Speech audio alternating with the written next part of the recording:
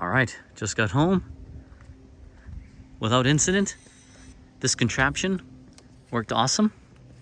The thing is on there rock solid, and I didn't even put the kickstand down. Somebody did a mega botch job painting this. This is like a repair with like some Bondo, but and you can see there's like some nicks and scratches. This is the original paint, which is like it's not quite a baby blue, it's a little darker than that. Anyway, I'm gonna try to get this off and get it started.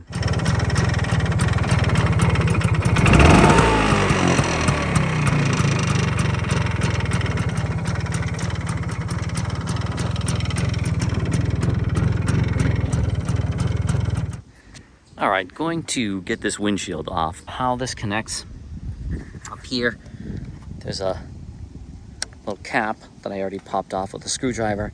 Then that's like a nylon screw that connects back here. And then likewise, same thing down here, which I already loosened. So let's run around, grab 4 of these guys and get those off, and then we'll kind of take a look at this. Now next, we still have this big bracket here that the windshield was attached to, and you can see it just wraps all the way around and under. This just attaches with 2 bolts. Now, unfortunately, this bracket also has the rear view mirrors on it. And I don't have the original rear view mirror brackets. So you just get to these. This is deceptive, but these 2 just hold the bracket on, so you don't actually need to undo those. If you want to take the whole thing off, you can just take these 2. And you just unscrew those and pop them off. And then this whole piece will come off, mirror and this bracket. You can see I already did that on this side, and it really kind of gives me some room. I just put the bolts back in so I don't lose them, and I don't like having open holes when I don't need them. So let me pull that off and we'll take a look. The next thing I'm going to tackle is this rusty thing here. When I got this, it had some tubing that came under here and connected to a bracket, but the weld broke. All right, so next to go is this rack, and it's nice. This is actually the original Vespa backrest here. You can see it says Vespa anyway, stitched in there. And it's old. I'll be careful of that zipper. It's a little rusty. This does extend out like it's supposed to. This little box is nice. I do have the keys for it, so it's cool. And it's got a little, gasket and stuff there, and it seals pretty nice. As I'm working on this, I'm going to need to take some of this off. So this comes off. This connects in 2 interesting places. Under the seat here, on this seat pin. It connects to that bracket back there. And it also connects to the license plate bracket. And you can see I got that other chrome bar off. And where that chrome bar was sitting, it left that rust, which is a real bummer. But, I've got other places to worry about. So I'm going to get a wrench and take care of that. And I'll take these off too. And then I'll have this whole piece off. All right, managed to get that off without too much trouble.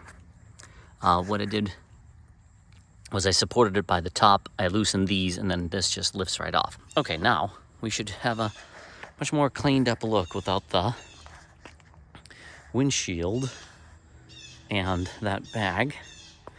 We're starting to get kind of leaned out now. Slowly but surely, this is going to be a fun kind of long-term project. This is for myself, so I'll have a lot of ideas. It's weird that this middle stand doesn't free up the rear tire, and it doesn't free up the front tire. Just kind of, it's sort of free, but sort of not. I don't know if it's just because the tires are new, or if this thing is not the right size, or maybe the pieces are worn out, or my driveway is uneven, but I would think in some way something would be off the ground, but it's stable. So the next thing I'm going to do is I'm going to take this bracket off. And I think once I do that, if I shim this with some washers, I think we'll be all set. Pop that off, I'll pop this off, and then I'll be able to put this back, and then I won't have to have this bracket on here. I suppose I could put it back, but I'm gonna have to take this off anyway to look at the gas tank, so here we go. It's on there, but that's all right. And then this guy's gonna come off with just a wrench. I'll just have to see what size wrench that is. All right, the verdict seems to be 16 millimeters. And pop this guy off. And then we'll see. Hopefully there's not too much background noise. My neighbor's having their roof worked on. Boom. There we go. Now I can rid myself of this plate. And I should be able to put this back on. It's interesting. Is that threaded right into the frame? It is. It's threaded right into the frame, which is curious because on my Vespa 90, there's actually a nut under the fender. So that really, there's probably either a nut that's welded there or it's just threaded right through. But anyway, what helps if you can see that. I just want to see how that is going to affect the closing of the seat here. I may need to put a washer or something to pick this up because this probably had a washer here and it looks like it was taken out to put that plate in. That's had a couple of things slammed down on it, but I'm gonna leave these out for now. Then we'll see how that goes. I think this is gonna work. I did put a washer under there. I just went in my sort of bucket of parts and put a washer under here. I didn't want to put that washer with teeth right on the paint because obviously it's just gonna, the only purpose it's gonna do is chew up the paint anyway. Let's see. Does it latch? Hey, latch is great actually. It might be a little hard to see here, but this took a little dent right in the front. It's easy to see here because you can see the reflection. There's a little dent here. I've already started working on it, but I wanted to show you how I've started working on it. See that? That should be straight, and it's not. And there's a little dent on the other side. I've got a piece of wood, just a piece of scrap wood. I've got a couple of different weights of hammers to help me fiddle around with this. And what I'm doing is just I'm putting the wood behind here.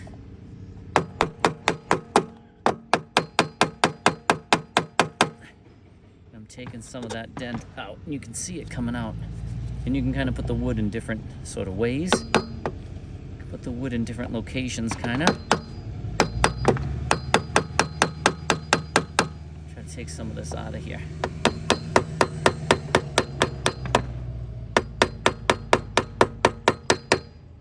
Take some of that out. Out.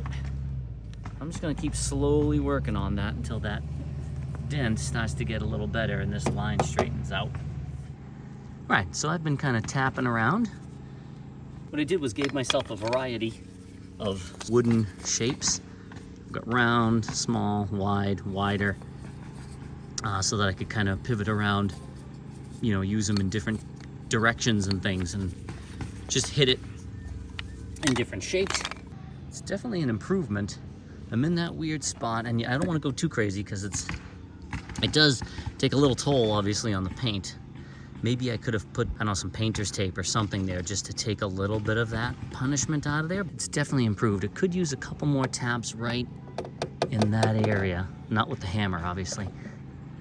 I think that's all right. That's as far as I'm gonna go. I did a couple more taps. And I don't wanna, well, let's see if I can get you in closer to take a look at this. Yeah, I do not want to, I'm in my own sun. The sun really helps kind of follow that line.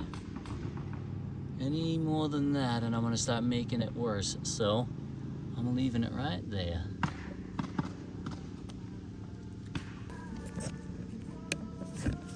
I'm gonna keep fiddling around with this. If I do anything interesting, I'll let you know.